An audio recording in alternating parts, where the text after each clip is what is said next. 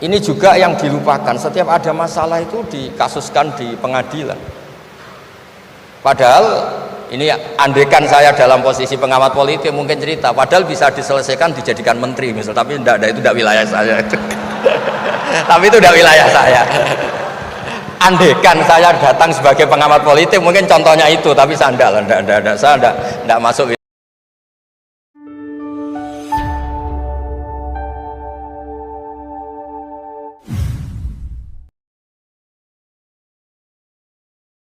Assalamualaikum warahmatullahi wabarakatuh.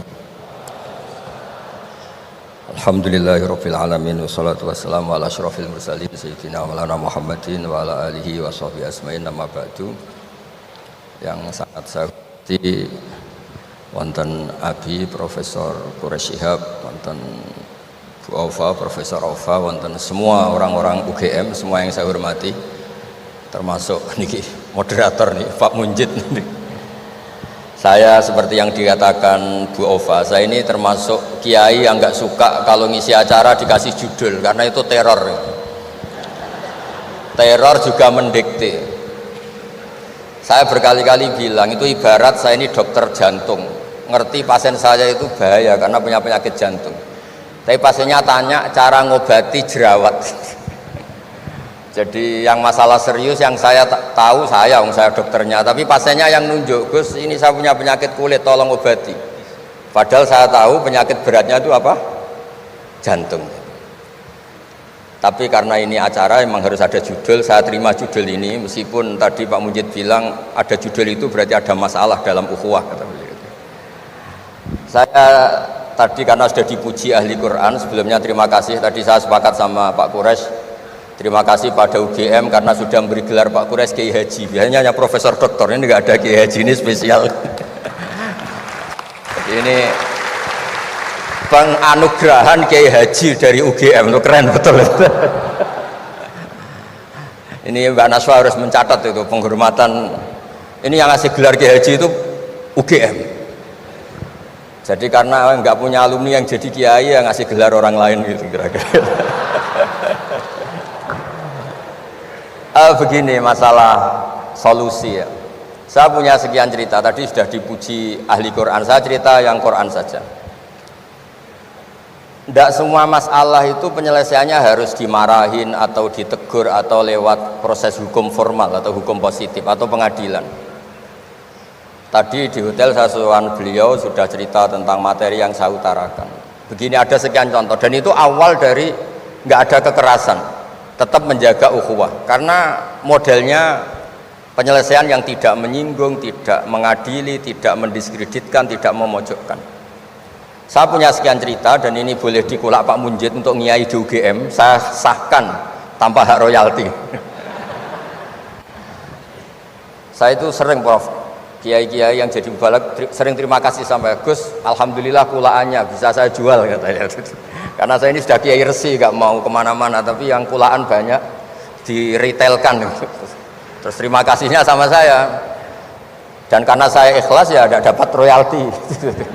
Tapi sudahlah, royaltinya surga saja. Saya cerita yang rileks. Khalilur Rahman Ibrahim itu pernah ingin, karena penat ya, mikir umat itu penat, capek, ingin masalahnya selesai dan nggak mungkin selesai, sehingga beliau minta umur panjang supaya punya waktu panjang untuk menyelesaikan problem umat. Sama Allah nggak dijawab. Ada orang tua yang sudah renta tua sekali, karena Nabi Ibrahim itu adalah terkenal dermawan, dipanggil terus dikasih kurma. Dikasih kurma itu makan itu meler lagi, makan meler lagi. Terus Nabi Ibrahim masuk kamar, ya Allah saya batalkan doa minta umur sampai tua. Ternyata engkau jawab, kalau terlalu tua kayak itu. Terus kedua, Nabi Daud, ini cerita dulu ya, jangan ditiru, saya ulang lagi cerita dulu, jangan ditiru. Nabi Daud itu terkenalnya ini, itu punya istri itu 99, ini cerita dulu, kalau sekarang maksimal 4, itu saja kalau berani. Kata orang Madura itu kalau ingin punya istri 2, 4 tuh 1 tambah 1 sama dengan 0 Gus, karena semuanya lari. Tapi ketika melihat satu perempuan yang cantik tuh beliau ingin sekali. Ketika penasihatnya bilang engkau sudah punya 99 tapi tidak ada yang kayak itu. Saya masih ingat sama Profesor Zaini ketika nerjemah inna hadza akhi lahu tisuna najah itu, saya tanya sama Prof Zaini, abahnya Bu Ovain, Pak Zaini kenapa masih ingin yang satu lagi padahal sudah punya 99? Kata Nabi Daud, tidak ada yang kayak itu. Terus saya guyon sama beliau, berani berargumentasi ini depan Bu Latifah, ya jangan, ini kata Nabi Daud, tidak kata saya. Singkat cerita terus Allah ternyata nggak negur Nabi Daud dengan apalagi mempermalukan, negur depan umum atau di medsos atau yang mempermalukan. Allah bikin drama, yaitu ngutus 2 malaikat. Nabi Daud pas itu raja, 2 malaikat datang tergopoh-gopoh menunjukkan kalau sedang ada masalah yang serius, yang krusial. Nabi Daud sampai kaget, fafazi aminhum, kaget betul Nabi Daud, tahu-tahu ada orang di depannya terus tanya, kenapa kamu tergopoh-gopoh? Saya ini punya masalah berat ya Nabi Allah Daud. Apa masalah kamu? Ini saudara saya sudah punya kambing 99, minta saya yang punya kambing hanya 1. Gimana cara jenengan? Oh kamu udah adil, kamu rakus, dimaki-maki yang punya 99. Sudah ini keputusan final, sudah pulang. Bareng setelah pulang, loh itu gue banget kata Nabi Daud. Enggak ditegur, Allah pakai drama. Jadi masalah sekarang adalah amar ma'ruf nahi mungkar sudah kehilangan seni bikin yang tanpa masalah, yang tidak menimbulkan masalah baru gitu. Jadi intinya itu ada penyelesaian masalah yang tidak harus seperti itu gitu, pakai drama, pakai apalah yang. Terus cerita ketiga, banyak peristiwa-peristiwa sosial, saya ulang lagi, peristiwa-peristiwa sosial yang penyelesaiannya itu juga agak lewat pengadilan. Ada ayat wa Daud wa Sulaiman idh yahkumani fil harthi idh nafashat fihi wa namul qaum. Itu yang diceritakan di beberapa tafsir. Ada cerita unik begini, ada 2 perempuan kakak beradik, sama-sama punya anak, kebetulan sama-sama ganteng. Karena masih kecil itu kan mirip, saya ulang lagi, karena masih kecil itu mirip, karena sama-sama Arab, tidak Arab sama Kebumen. Kalau sama Kebumen kan hidungnya beda, sama-sama Arab, bukan sama-sama Arab, sama-sama ganteng. Singkat cerita, yang satu ini dimakan serigala, anaknya yang satu dimakan serigala. Kemudian semuanya mengklaim yang dimakan tuh anak kamu, bukan anak saya, sehingga anak satu ini milik saya. Yang satu bilang ini anak saya yang selamat, yang anak kamu dimakan serigala. Nabi Daud ketika ada pengadilan seperti itu menghukumi yang argumentasinya meyakinkan. Sudah ini milik kamu karena kamu lebih berargumentasi. Setelah keluar, kata Nabi Sulaiman pas itu masih kecil, kalau hakimnya saya, keputusannya tidak seperti itu.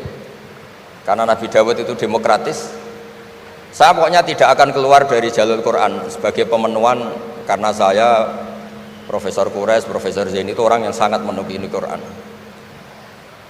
Terus kata Nabi Dawud, Sulaiman sini, sudah kamu saja yang mengadili. Ternyata apa Nabi Sulaiman itu? Ngambil pisau.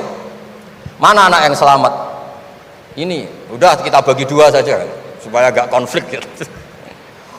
Terus ada yang nangis histeris, nangis saya, yang satu tenang saja.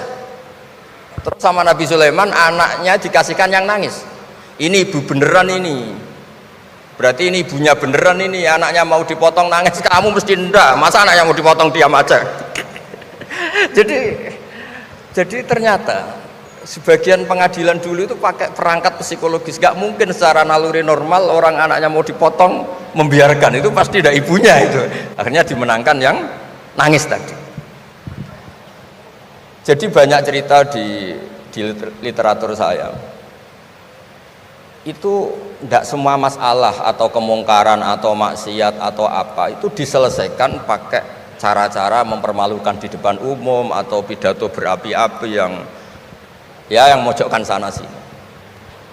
Cerita saya yang terakhir adalah tentang Rasulullah Muhammad SAW. Itu ada orang yang jenisnya hipersek atau hiper lah. Itu dia mau masuk Islam tuh problemnya karena dilarang zina, dilarang seks bebas, gaduh di masjid itu. Nabi memang kalau nemuin tamu di masjid karena itu wilayah publik. Nabi tanya, loh kenapa gaduh? Itu ada pemuda yang ingin masuk Islam tapi yasta'dzinu fi zina, dia minta izin supaya tetap boleh zina. Nah, kenapa gaduh? Semua sahabat melarang karena itu nggak mungkin itu. Makanya nggak boleh ketemu jenengan itu. Kata Nabi, tidak apa-apa, suruh ketemu saya. Setelah ketemu Rasulullah di depan beliau, apa betul kamu pemuda yang ingin masuk Islam tapi minta izin tetap boleh zina? Iya ya Rasulullah. Apa jawabannya Nabi itu unik. Atuhibbuhu li ummik, pertama, kamu suka kalau ibu kamu profesinya seperti itu kemudian dinikmati hidung-hidung belang? Enggak Nabi, kalau ada orang gitu sama ibu saya tak pukul.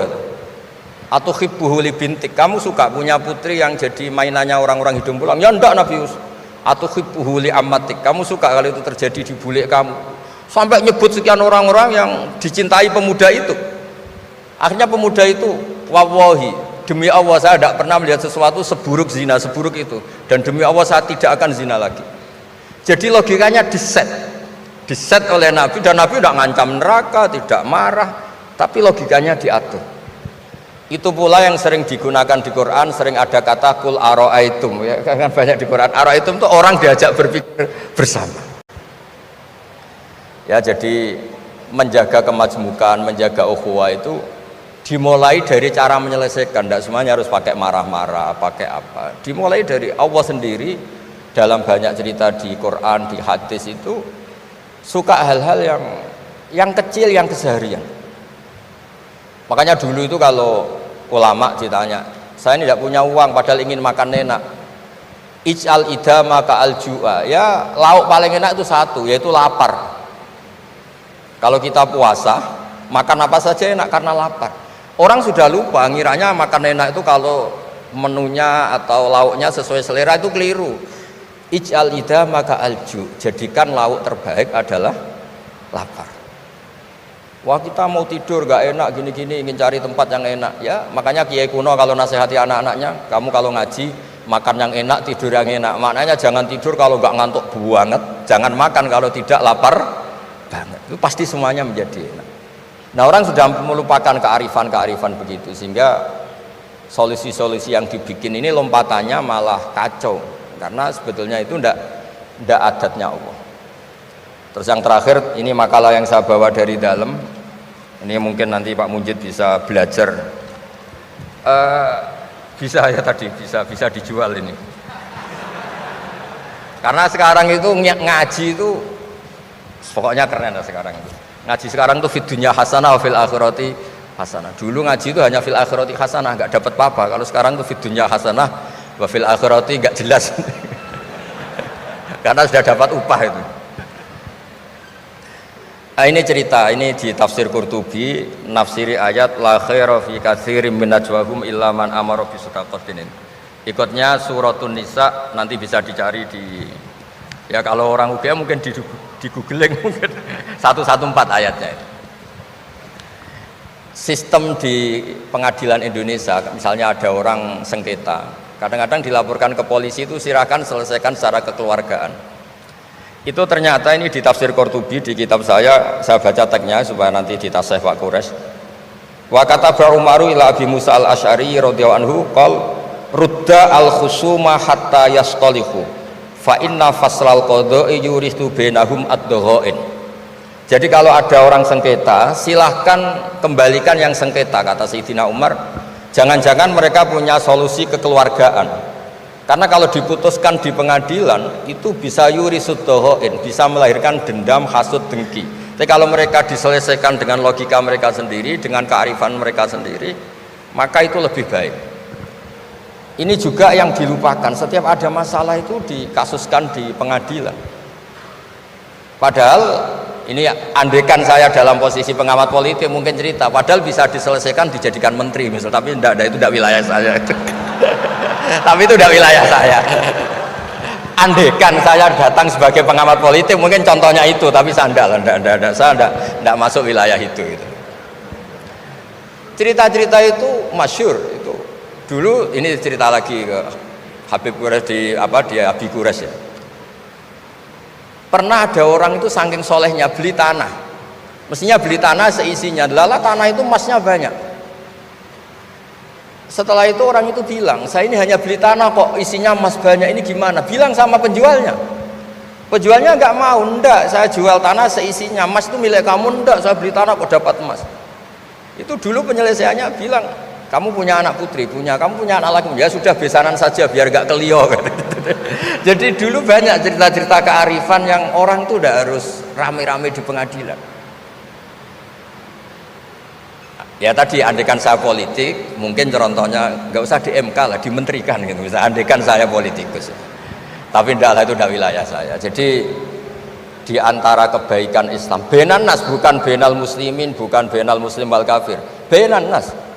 Kita rukun sesama non muslim itu juga ajaran Islam. La khaira fi katsirin min najwahum. Diskusi apapun tidak baik kecuali diskusi-diskusi yang menyuruh kebaikan, menyuruh sedekah, au islahim benan nas, atau diskusi yang menjadikan kita baik-baik saja, hubungan kenegaraan, hubungan kebangsaan, hubungan kemanusiaan baik-baik saja. Ya, sekian mukadimah saya, nanti ditambahi Abi Kures, Profesor Kures. Sekian, dan saya tidak salam dulu karena pasti provokatornya ini merovokasi lagi. Jadi kalau moderator itu kan bikin sesuatu indah, ini jadi tidak indah. Masa orang sesantun saya dibilang harimau, itu kan kacau itu nggak bener itu. Karena kalau di Indonesia, oh ini negara nggak bener, kayak hukum rimba, yang kuat menang, yang kuat itu kan harimau. Wah, jadi masalah kan. Tapi saya maafkan karena di dunia kiai ini masih mu'alaf, latihan kiai. Saya alhamdulillah orang-orang UGM memang sering ketemu saya dulu zaman Pak Panut. Ini rumah saya ganggu ya berkali-kali. Jadi ya enggak apa-apa, silahkan salah karena Allah Maha Pemaaf gitu. Monggo.